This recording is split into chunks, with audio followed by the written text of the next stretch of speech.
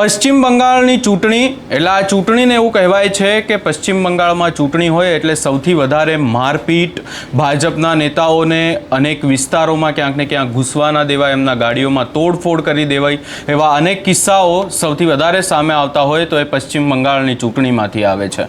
આજે પશ્ચિમ બંગાળમાં ચૂંટણીનું પહેલા ચરણનું મતદાન છે અને હાલ પરિસ્થિતિ શું છે એના વિશે ચર્ચા કરીશું. કેટલાય સમયની જો પશ્ચિમ બંગાળની ચૂંટણીઓની વાત કરીએ તો કંઈક ને કંઈક એવું કહેવાય છે કે ચિત્રો સ્પષ્ટ રહેતા હોય છે કે ટીએમસી એટલે કે મમતા બેનર્જીની તૃણમૂળ કોંગ્રેસ હંમેશા જીતતી હોય છે અને ખાસ કરી અને ત્યાં ક્યાંક ને ક્યાંક ટીએમસીનું વર્ચસ્વ પણ છે. પરંતુ આ વખતેની જો વાત કરીએ તો આ વખતે ચિત્ર થોડું અલગ જોવા મળી રહ્યું છે અને ખાસ કરી અને ભાજપના જે સુવેન્દુ અધિકારી છે એમની તરફ પણ લોકોનો ઝુકાવ જોવા મળી રહ્યો છે.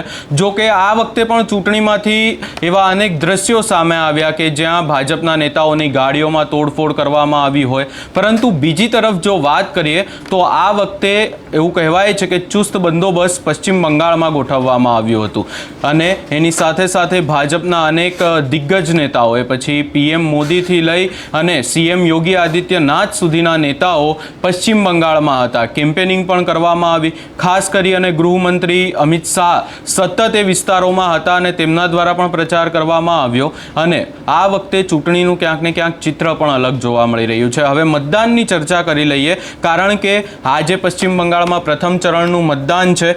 પશ્ચિમ બંગાળની જો ખાસ કરીને ચર્ચા કરીએ તો 16 જિલ્લાઓમાં 152 વિધાનસભા બેઠકો ઉપર મતદાન થઈ રહ્યું છે.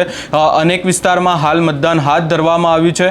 2 તબક્કાની ચકાસણી પ્રક્રિયામાંથી આ મતદાન થઈ રહ્યું છે એટલે એના ઉપરથી સમજી શકાય છે કે પરિસ્થિતિ કેટલી એ વિસ્તારમાં તંગ રહેતી હશે, કારણ કે જે લોકો જ્યાં મતદાન કરવા જાય છે બૂથ ઉપર ચુસ્ત બંદોબસ્ત ગોઠવવામાં આવ્યું છે.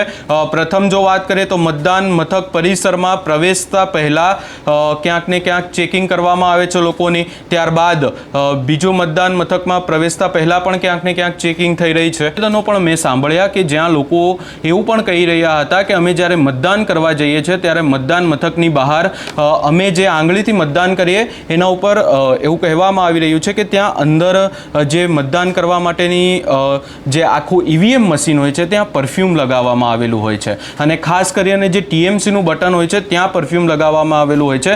એટલે જો વ્યક્તિ મતદાન કરીને બહાર નીકળે તો એની જે ટીએમસીના કાર્યકર્તાઓ છે એની આંગળીને ક્યાંક ને ક્યાંક એમાંથી પરફ્યુમની સ્મેલ આવે છે કે નહીં એ ચેક કરે છે. એના ઉપરથી એ લોકોને એવી ખબર પડે છે કે આ મતદાન ભાજપને કર્યું કે ટીએમસીને, અને જો સ્મેલ નહીં આવે ને ખબર પડે કે ભાજપને મતદાન કરીને આવ્યા તો એમના પરિવારના લોકોને હેરાન કરવામાં આવે છે. આવી પરિસ્થિતિ પશ્ચિમ બંગાળની છે.